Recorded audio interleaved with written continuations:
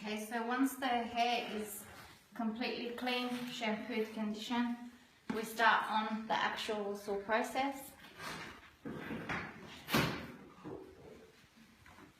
For the whistle, we changed the cloth that we used for the private part, so that's discarded, we use a clean one.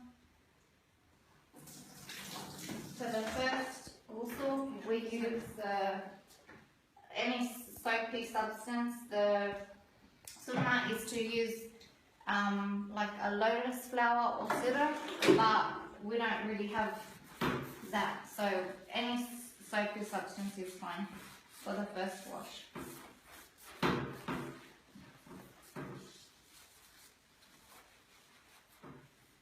We always start with the right side.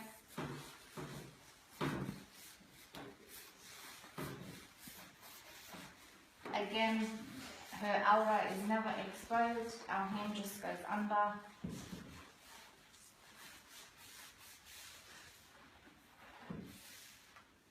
Once the right side, the front is completed, we turn her and wash her back.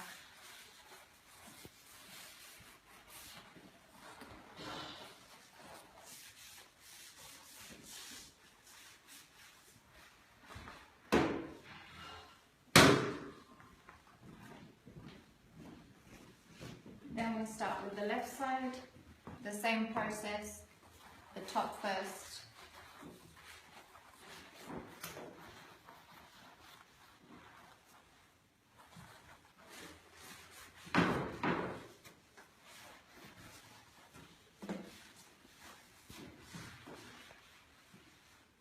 Then we'll roll her to her side and wash the left side of the back.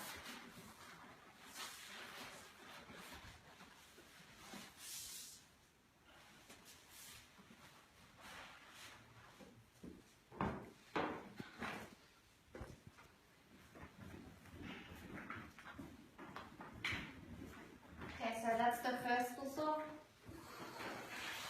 For the second one, we'll just use normal water,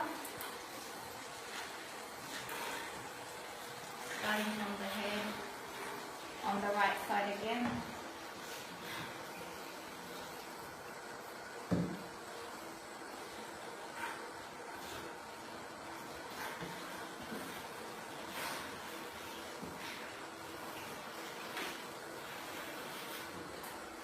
And turning her.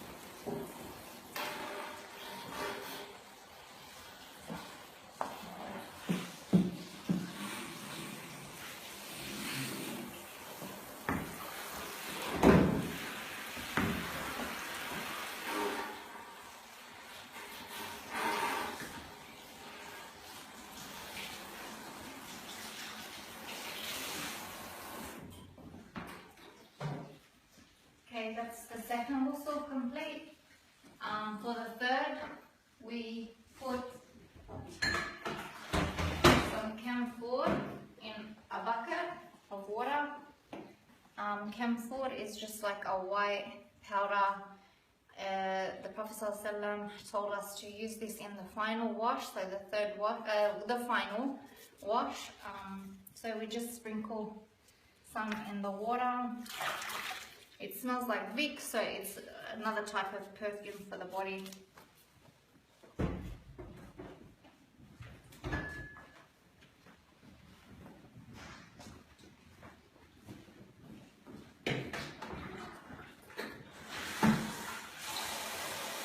we just repeat the process, so from the right side, first from the top.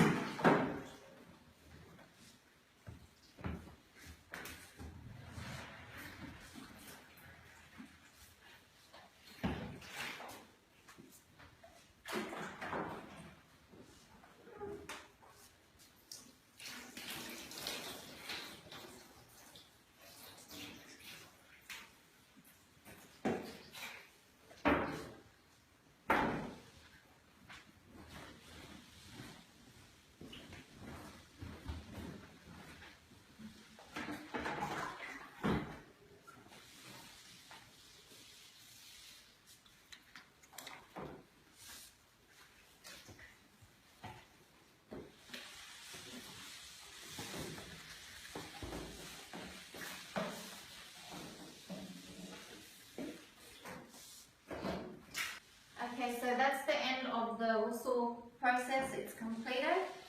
Once it's complete, we put a dry towel and we discard the wet towel. Again, with none of her body showing.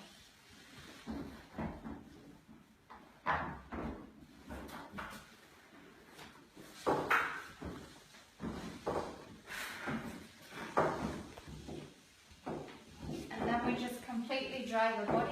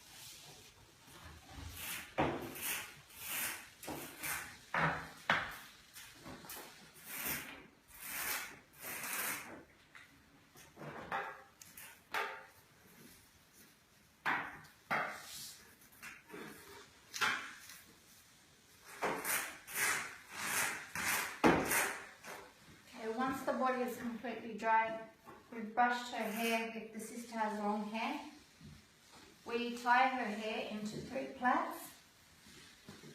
So 2 on the side and 1 in the middle. We do this because the Prophet ﷺ has taught us to do this. It's a sunnah.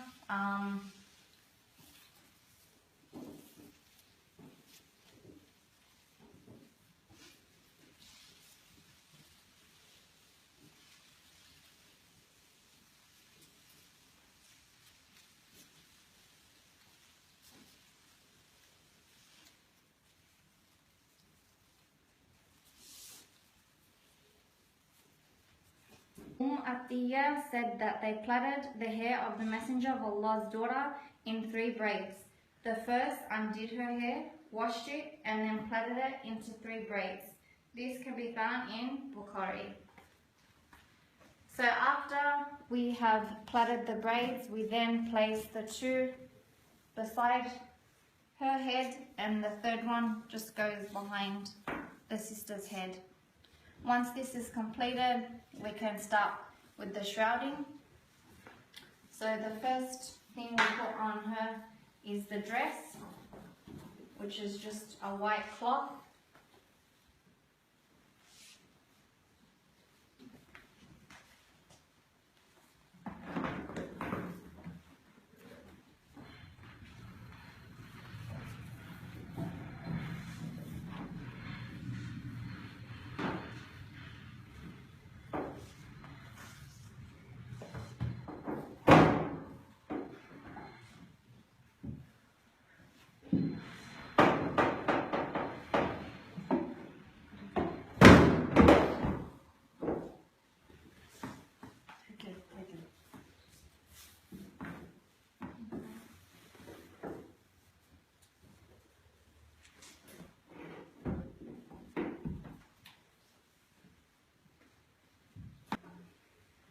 Regarding the hands, the position of the hands of the deceased, there's a major misconception in the community amongst the Ummah as a whole, that they believe that the hands of the deceased get placed over the chest as we do in Salah.